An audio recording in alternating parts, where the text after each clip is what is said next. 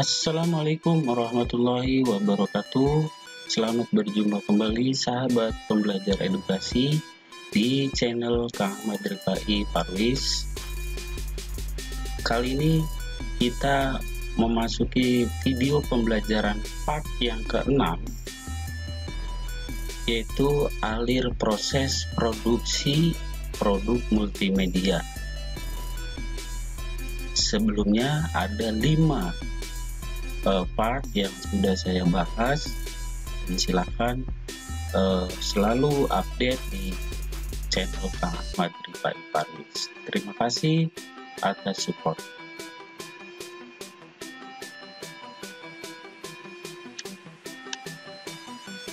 Sekarang kita memasuki KD yang 3.2, memahami desain perancangan alur untuk multimedia interaktif berbasis halaman web dan media interaktif. Indikatornya ada 3, menjelaskan perancangan alur multimedia, flowchart, dan juga storyboard. Tujuan pembelajarannya juga sama, ada 3, dan ini ciri khas dari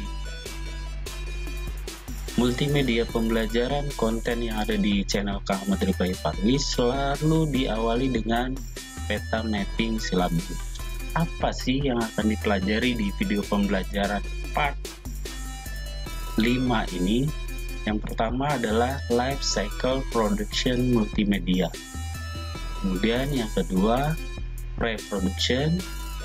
Kemudian ketiga production. Yang keempat post production.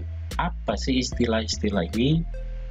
Masih penasaran bukan untuk memahaminya? Tunggu pembahasannya, tapi sebelumnya kita simak yang berikut.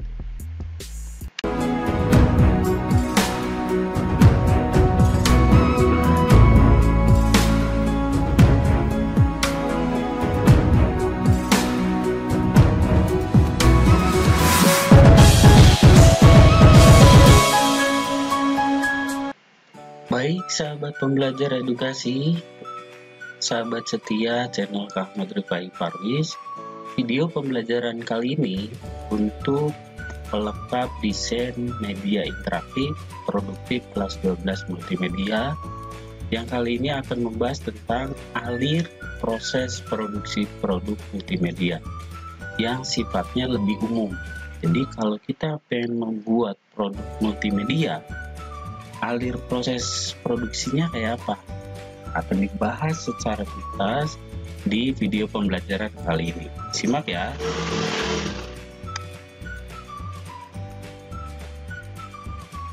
Alir proses produksi untuk produk multimedia secara umum disebut dengan life cycle, di mana dijelaskan ada 3 kegiatan utama: pre-production, production, dan post-production. Ini turunan-turunan kegiatannya, tapi untuk lebih jelasnya saya akan bahas satu persatu. Pre-production atau bahasa gampangnya yaitu tahapan perencanaan atau persiapan sebelum memulai proses produksi. Dengan lahirnya teknologi digital video dan metode non-linear editing, maka proses produksi video menjadi lebih mudah. Untuk menuju ke sana, dilakukanlah proses namanya praproduksi. Jelas ya, praproduksi maksudnya bahasa mudahnya adalah praproduksi. Apa saja yang direncanakan? Ada beberapa kegiatan. Yang pertama, proses penuangan ide atau proposal produk. Setelah proposal idenya ketemu, kemudian dibuat rencana produk. Setelah rencana produk ada, dibuat rencana prosesnya. Kemudian disusun dokumentasinya, dibuat timnya, dibangun prototipenya, diurus hak ciptanya, dan penandatangan kontrak, serta perencanaan pembiayaannya. Itulah proses-proses pada praproduksi. Seperti ini bagannya. Nah, secara rinci, proses penuangan ide atau proposal itu apa yang digali dalam kegiatan ini? Yang pertama, judul tujuan. Kemudian target pemirsanya harus jelas. Genrenya harus jelas. Kemudian penentuan pemasarannya, ini produk kalau udah jadi dipasarkan kemana. Kemudian anggaran dana ini harus direncanakan dalam proposal. Kemudian yang terpenting dalam sebuah proposal adalah penentuan jadwal pelaksanaan. Jelas ya, tahapan pertama di fase praproduksi adalah penuangan ide dalam sebuah proposal produk. 6 kegiatan yang harus ada. Yang kedua adalah desain. Desain ini menyangkut apa? Ini berupa berita, konten, atau jasa. Kemudian arsitektur informasinya kayak apa? Kemudian visualisasinya dan suaranya itu bagaimana? Secara teknis bagaimana? Interaksi komunikasinya bagaimana, dan navigasinya harus dipikirkan. Ini di tahap desain. Setelah proposal jadi, kedua adalah desain. Jelas ya? Selanjutnya, perencanaan produk. Yang perlu dilakukan yaitu membuat storyboard atau konten garisnya. Storyboard itu apa? Untuk menentukan lingkup proyeknya, berapa banyak halaman, suara animasinya bagaimana, kemudian aliran proyek produknya kayak apa, organisasinya bagaimana, nah dan navigasinya seperti apa. Kemudian dari ini datang informasi yang dibutuhkan untuk rencana produksi. Jadi kita harus buat storyboardnya dulu. Jelas ya? Kemudian yang kedua, penganggaran. Ini harus ada di tahap praproduksi. Apa sih yang dianggarkan? Ya berapa butuh budgeting atau pendanaan untuk produksi, konsultasi konten ahli, konsultan, pengizinan, kemudian pengujian, dan duplikasi atau perbanyakan dari hasil produknya nanti itu bagaimana. Yang kedua, penjadwalan. Ini penting. Penjadwalan, bagaimana penyusunan jadwal-jadwal tahapan demi tahap. Yang keempat, yaitu aset manajemen. Ini penting. Kenapa? Apa yang dibutuhkan di organisasi, kemudian dikonversi, revisi manajemen, dan kemudian di backup. Yang kelima, pengujian. Nanti itu rencananya diujikan bagaimana, baik kontennya, penggunanya, atau fungsinya. Ingat, pengujian pertama itu bagaimana. Kemudian yang keenam adalah staff, tim. Kita bentuk tim, berapa sih? Yang terpenting adalah berapa orang, berapa banyak, kemudian siapa, dan melakukan apa, atau job desk-nya harus jelas di tahap praproduksi. Jelas ya, untuk tahapan praproduksi apa-apa saja yang harus dilakukan.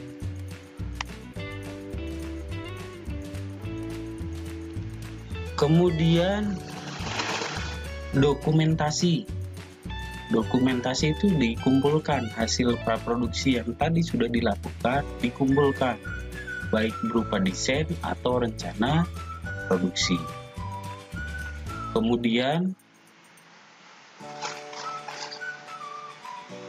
kumpulkan tim. Jadi sudah tadi mau jumlahnya berapa, siapa melakukan apa, sekarang penentuan job desk-nya, siapa yang desainer, produsen, dan lain sebagainya. Kemudian membangun prototipe atau contoh. Jadi sebelum kita buat produksi massal, kita harus buat prototipe dulu. Prototipe itu contoh produk masteringnya. Kemudian setelah jadi, diuruslah hak cipta kalau memang ini hasil kreativitas tim kita. Kemudian jika ini mau dipasarkan dan butuh kontraktor atau investor yang mumpuni, butuh penandatanganan kontrak serta pembiayaannya bagaimana. Jelas ya? Beberapa elemen yang menjadi pertimbangan dalam tahap praproduksi adalah tadi tujuan, pemirsanya siapa, keinginan klien bagaimana, membuat bagaimana inovasinya, apakah ini hal baru atau hanya sekedar modifikasi, sarananya bagaimana, perangkat lunaknya yang dibutuhkan apa, inventarisir SDM atau orangnya atau timnya itu bagaimana, jadwal schedule-nya kayak apa, berapa biaya yang dibutuhkan, kemudian distribusinya hasil ini akan melibatkan pihak ketiga atau tidak. Kemudian yang selanjutnya update hasil kerja. Itulah tahapan dari praproduksi. Jelas ya? Kemudian yang kedua dari life cycle production ini yaitu tahap produksi atau ketika saat produksi itu berjalan. Itu meliputi pembuatan konten, pemrosesan konten, pembuatan software, integrasi konten dan software, kemudian direvisi lagi, kemudian membangun alpha version, artinya uji coba fungsi, kemudian pengujian awal produk, harus ada pengujian awal produk, kemudian dievaluasi lagi, kemudian semua fungsi yang ada di produk kita diuji lagi dengan beta version, kemudian diintegrasikan sampai benar-benar produk itu jadi produk sementara. Secara cycle-nya seperti ini. Jadi intinya ada pemrosesan inti, pengintegrasian isi dan software, revisi isi dan software, kemudian dibangun versi alfanya, artinya diuji coba fungsi-fungsinya, dievaluasi lagi, direvisi lagi software dan isi berdasarkan hasil evaluasi. Itulah siklus yang ada di tahap produksi. Dan ini harus dilakukan kalau memang benar-benar produk multimedia itu perfect dan sesuai yang diharapkan dan direncanakan. Nah, ini proses ini, nih konten, penciptaan konten nih. Tadi kaitannya dengan elemen multimedia. Masih ingat elemen multimedia? Ya, grafis, teks, animasi, video, suara atau musik. Kemudian pemrosesan isi. Pemrosesan isi itu kita periksa dulu, kemudian diedit, dirapatkan kembali, diformat, bagaimana formatnya, kemudian dikompresi. Kemudian penciptaan perangkat lunak meliputi authoring, pengembangan perangkat lunak atau custom, menerapkan perilaku interaksi judul, dan penerapan database dan layanan backend. Nah, setelah itu kita integrasikan, kita sinkronkan antara isi dan software. Itu bagaimana interaksinya? Harus up to date, sangat dekat dengan hubungannya konten dan piranti lunak yang kita buat. Setelah itu pasti ada hal-hal kecil yang harus direvisi. Jadi nanti ketika produk itu selesai, kita revisi dulu. Kita uji coba skala kecil dulu, informal di tim kita penggunanya, kemudian formal penggunanya, kemudian hasil tes ini direvisi lagi dokumen desain jika memang ada yang kurang. Kemudian revisi isi dan software itu, setelah itu kemudian bangun versi alfanya. Versi alfa itu apa sih? Tetapkan fungsinya, kemudian mayoritas melengkapi implementasinya, mengintegrasikan semua modul lengkap dengan judul dalam bangunan. Jadi produk yang tadi sudah direvisi ini coba digabungkan lagi. Ini sudah pas sesuai implementasinya atau belum. Kemudian pertama pengujian dan pelaporan bug itu kesalahan fungsional dan konten. Jadi dilaporkan lagi nih. Terus tidak langsung jadi itu project mastering, memerlukan beberapa tahap. Kemudian dievaluasi kenapa kok bisa kalau memang terjadi kesalahan. Contoh interaksinya, koneksinya, atau mungkin navigasinya. Nah, itu direvisi lagi. Kemudian setelah itu judul menjadi lengkap, fungsional penuh, kemudian sepenuhnya sudah jadi sebuah master. Barulah masuk ke tahap 3, yaitu post production. Post production jadi tadi sudah jadi ya, sudah diuji per bagiannya melalui fungsi alpha, kemudian nanti di post production ini diuji, benar-benar diuji hasil akhirnya, baru dirilis golden masternya atau final product. Kemudian menyimpan semua material yang dipakai dalam proses produksi. Penyimpanannya itu dalam bentuk apa? Nah, ini yang saya sebut pengujian versi beta atau pelaporan masalah yang tadi ditemukan di uji alpha tadi, itu proof content. Buktinya apa? Ini yang bermasalah ini apa?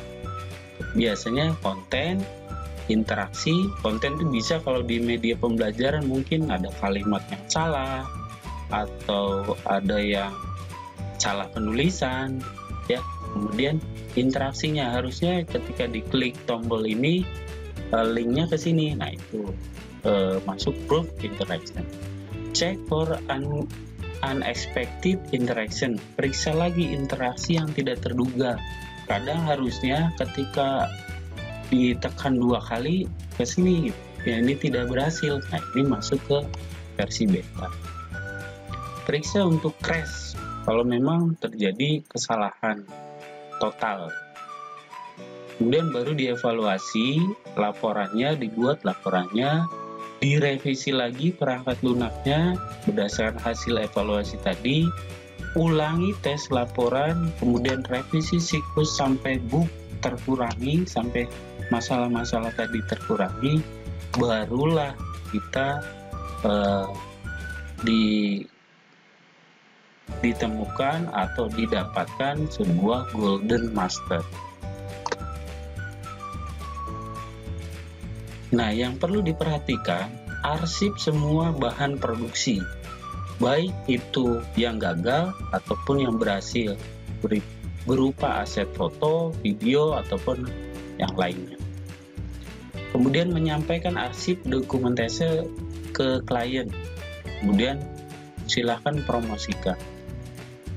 Itu sudah secara detail saya bahas inti-inti dari atau rincian dari setiap kegiatan, tahapan dari proses produksi produk suatu multimedia, sehingga dapat disimpulkan bahwa yang pertama, proses produksi produk multimedia life cycle terdiri dari 3 sub proses utama. Ada pre-production atau praproduksi, production atau produksi, post-production atau pasca produksi. Mudah-mudahan apa yang disampaikan bermanfaat buat sahabat pembelajar, edukasi, pencinta, dan teman setia belajar Kang Ahmad di Pak Parwis. Kurang lebihnya mohon maaf. Ada manfaatnya, silakan di-share sebanyak-banyak. Sebelum menutup video pembelajaran ini yang menjadi ciri khas dari konten-konten yang edukasi yang ada di channel Kang Ahmad Ripai Parwis, selalu ditutup dengan kata-kata inspiratif. Yang pertama, lezatnya ilmu itu akan tertutupi oleh kemalasan. Keberkahan ilmu itu akan tertutupi oleh kemaksiatan. Manfaat ilmu itu tertutupi oleh kesombongan.